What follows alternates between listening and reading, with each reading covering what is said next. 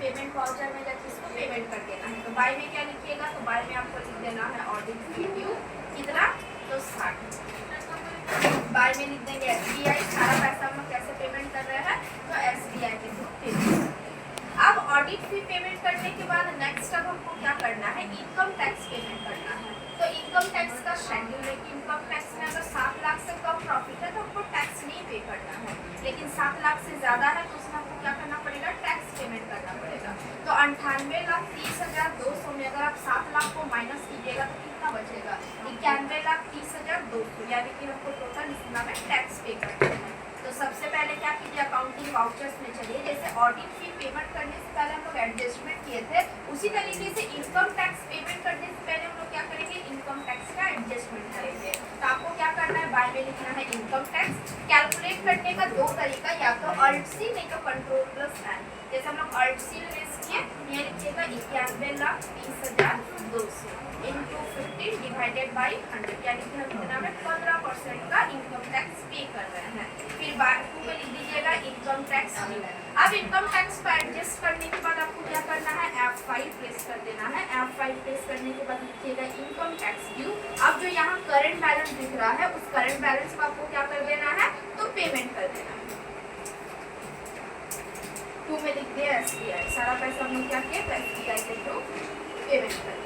अब पेमेंट करने के बाद नेक्स्ट अब हम लोग क्या करेंगे, जो मेरा बैंक का पैसा है, कंपनी को डिजॉल्व करने के लिए बैंक का पैसा को क्या करेंगे, हम लोग कैश का पैसा को बैंक में डिपॉजिट कर देंगे। तो बैंक का ट्रांजेक्शन हम लोग क्या करते हैं, F4 कॉन्ट्रा वाउचर में एंट्री पास करते हैं। चाहे पैसा डिपॉजिट हो, विड्रॉ हो, चाहे ट्रांसफर हो, सारा बैंक से रिलेटेड वर्क हम लोग कहाँ करते हैं, तो F4 कॉन्ट्रा वाउचर में करते हैं। 2 में आपको लिख देना है कैश। कितना मेरा कैश है, तो 6,60,000। तो यहाँ लिखिएगा 6,60,000। किस बैंक में डिपॉजिट कर रहे हैं, तो SBI बैंक में हम लोग डिपॉजिट कर रहे हैं। अब टोटल जो बचा मेरा बैंक, वो सारे बैंक से पैसा को किस बैंक में ट्रांसफर कर देंगे, तो SBI बैंक में ट्रांसफर कर देंगे। पहला मेरा आंध्रा बैंक है, इसमें हम लोग 80,000 डिपॉजिट किए थे, तो 80,000 को निकाल कहाँ जमा करेंगे, SBI में। समझ में आ रहा है, क्लियर है। अब आंध्रा के बाद नेक्स्ट मेरा क्या जाएगा, ICIC आ जाएगा। यहाँ मेरा 60,000 है, तो 60,000 दे दिए। ICIC के बाद नेक्स्ट मेरा है PNB में 70,000 है, तो यहाँ 70,000 दे दिए। PNB के बाद नेक्स्ट मेरा क्या जाएगा, UTI आ जाएगा। UTI में मेरा 40,000 डिपॉजिट किया हुआ है, यानी 2 में सारा बैंक का नाम लिख दिए, जिससे हम पैसा निकाल रहे हैं, और जमा करने वाले बैंक को SBI को बाय में लिख दिया, यानी 2,50,000 टोटल क्या किया हम लोग बैंक में SBI में ट्रांसफर कर दिए। अब बैंक में पैसा ट्रांसफर करने के बाद एक बार बैलेंस शीट देख लीजिएगा। बैलेंस शीट में आने के बाद देखिएगा सारा एंट्री मेरा क्या हो चुका है, कंप्लीट हो चुका है। अब नेक्स्ट हमको क्या करना है, तो प्रॉफिट एंड लॉस शेयर करना है। तो प्रॉफिट एंड लॉस हम लोग कैसे शेयर करते हैं, फर्स्ट टॉपिक में पढ़े थे ना, रेशियो के अकॉर्डिंग हम लोग शेयर करते हैं। अब रेशियो कौन सा रेशियो, तो कैपिटल रेशियो, यानी कि जो पार्टनर जितना बिजनेस में कैपिटल इन्वेस्ट किया है उसके अकॉर्डिंग आपको क्या करना है, तो उसको प्रॉफिट शेयर करना है। अब यहाँ देखिएगा अनुराधा कितना इन्वेस्ट की है, तो 4 लाख इन्वेस्ट की है। जवाहर कितना इन्वेस्ट किया है, तो 4 लाख इन्वेस्ट किया है। रूपा कितना इन्वेस्ट की है, तो 5 लाख इन्वेस्ट की है। अब हम लोग जब भी किसी भी डेटा का रेशियो निकालते हैं तो हम लोग क्या देखते हैं, किसी भी डेटा में कॉमन फैक्टर्स मेरा क्या है, तो तीनों में मेरा 5 जीरो क्या दिया गया है, कॉमन दिया गया है ना। तो पांचों जीरो को अगर हटा दीजिएगा तो क्या बचेगा, 4 4 4, यानी कि 4:4:5। अब जब तीनों को हम लोग ऐड करेंगे तो क्या हो जाएगा, 4/13 होगा, 4/13 होगा और 5/13 होगा।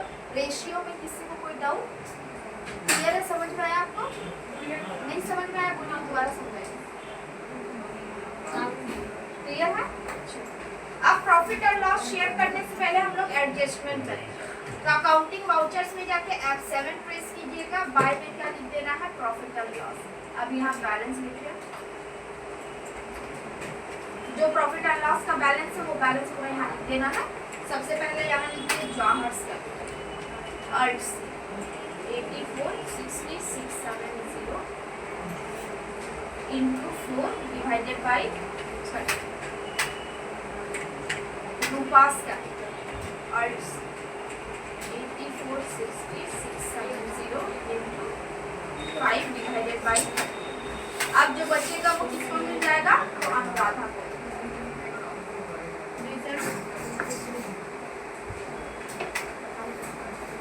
F7 जनरल वाउचर में एंट्री पास करने के बाद क्या करना है, F5 पेमेंट वाउचर में आपको कैपिटल को पेमेंट कर देना। यहाँ बाय में आ जाएगा जवाहर कैपिटल।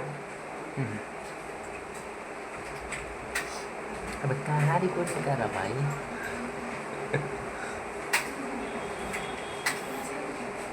मार की गान गान अभी गाने मार के आ रहा है रूपास कैपिटल को दीजिएगा हल्ला क्या होगा प्लीज?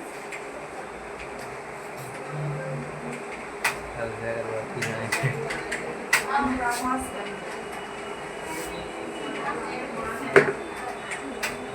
सारा पैसा हम लोग कैसे दे दिए? तो SBI के थ्रू पेमेंट कर देंगे। तो ये आज आप लोग का क्या हो गया? सेकंड टॉपिक खत्म हो गया। नेक्स्ट क्लास हम लोग थर्ड टॉपिक स्टार्ट करेंगे। किसी को कोई डाउट? क्लियर है? देखिए